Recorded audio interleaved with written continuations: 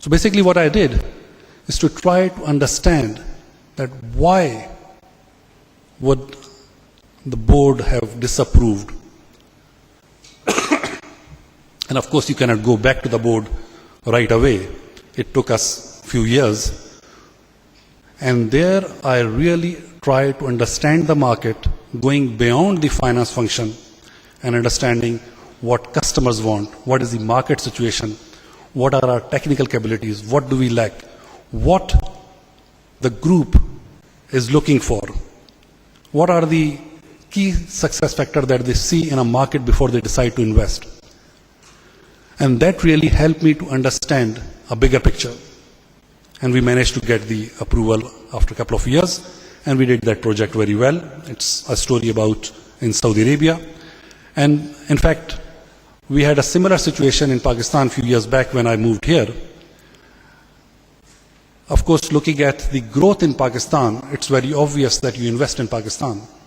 But for a global company sitting in Europe, knowing the situation of Pakistan and seeing that how things are deteriorating, it's not an easy decision. And we got a number of hiccups, but finally we got through. So the learning that I had throughout my life is that set out some ambitious goals for yourself. Whatever you believe in is right for you. And then make them public. Because that's the way you make yourself accountable. That's the way you project yourself and commit that this is what I stand for, this is what I'm going to deliver. Let me share you one more proverb from Africa. Every morning, a gazelle wakes up and it knows that it has to run faster than the fastest lion, otherwise it will be killed. And every morning, a lion wakes up and it knows that it has to outrun at least the slowest gazelle, otherwise it will starve off. The learning is that whether you are a lion or a gazelle, when the sun rises, you better be running. It's a very, very competitive world. We need to know what we want to achieve, and we make sure that we run in that direction. But what is success? As Mr. Hussain Dawood rightly said, it's different from different people. But you can achieve what you want only if you have clearly defined for yourself to begin with. And then invest time not only in defining what success means to you, and when you start that journey, remember that success is not only about getting to the destination, it's about the journey as well. Let me share you something purely from finance and the experience and reflection that I had from there. First, we need to determine that whether we are a good CFO or a finance person to begin with before we think about something else. This is the picture that you see is of most businesses, the way finance function work, including Tetra Pak 20 years back. We spend most of our time in the industry in transaction processing, whether we are recording invoices, making payments to suppliers, collecting money, making some reports. Then the other important function that we do is control and compliance, which is very important. And then we do some financial analysis, some insights that help management to make decisions, which is very useful, which is the reason why finance is there. But then there is another role that finance plays and should play, is being a strategic business partner to the colleagues in other functions as well as to the CEO. And there, generally, we lack. We are not spending enough time there. The best way to describe this is to turn it around. Of course, transaction process is necessary, but this is a necessary evil. And with the automation, all this can be taken care by systems. Control and compliance should be there, but if we hire good people, people of integrity, then we do not have to spend so much time in control and compliance. A framework should be there, but we need not to be checking and double checking and cross checking.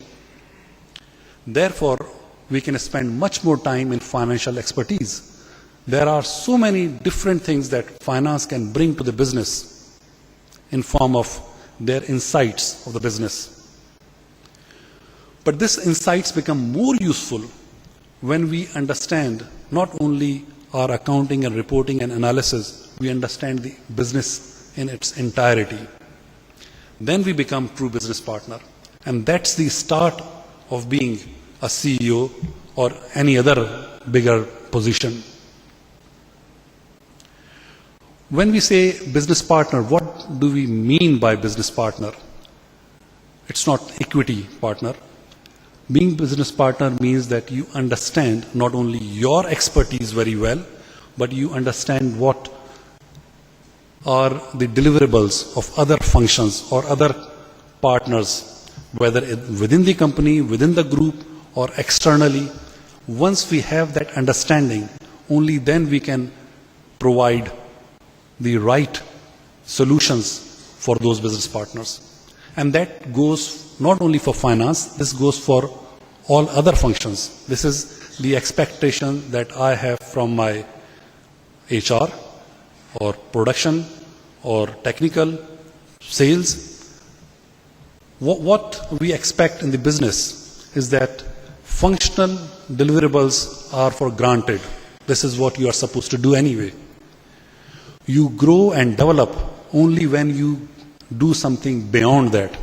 And I expect from my management team that only 50% of your job is to run your function. The rest of the 50%, I expect you to run the company together with me. And there people learn and grow. And this is the way I learn from myself. And this is when we look at that, what is the special thing about CEO?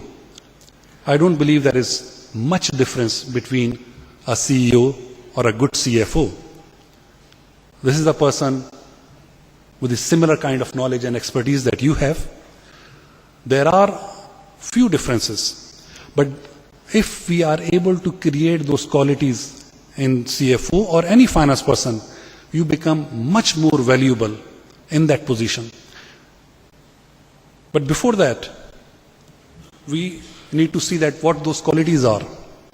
Of course, functional qualities are taken for granted. You are a chartered accountant. It is expected that you are expert in that area. It's about the leadership qualities, and there are hundreds of them. And of course, nobody can be excellent in hundreds of them, even 10 of them.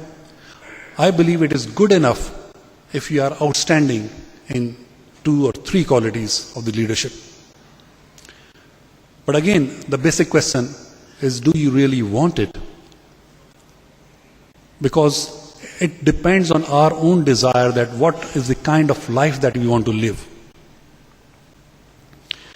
And if you want it, I believe there is no one better than a CFO to do a CEO job. Because while working as a finance person, we get the opportunity to look at the entire company. Whatever happens in the company, it goes through the finance. So if we keep our eyes and ears open, we ask the right questions, finance people can become the best CEOs. And you can already see the world is going in that direction. You see more and more CFOs becoming CEOs. One thing that I have learned, which makes a difference, and again I say that this is not only for CEO, this is for CFO or any other function. It's the ability to see the big picture as well as to manage the details. It's not good enough to be thorough. Of course, you have to be thorough what you do,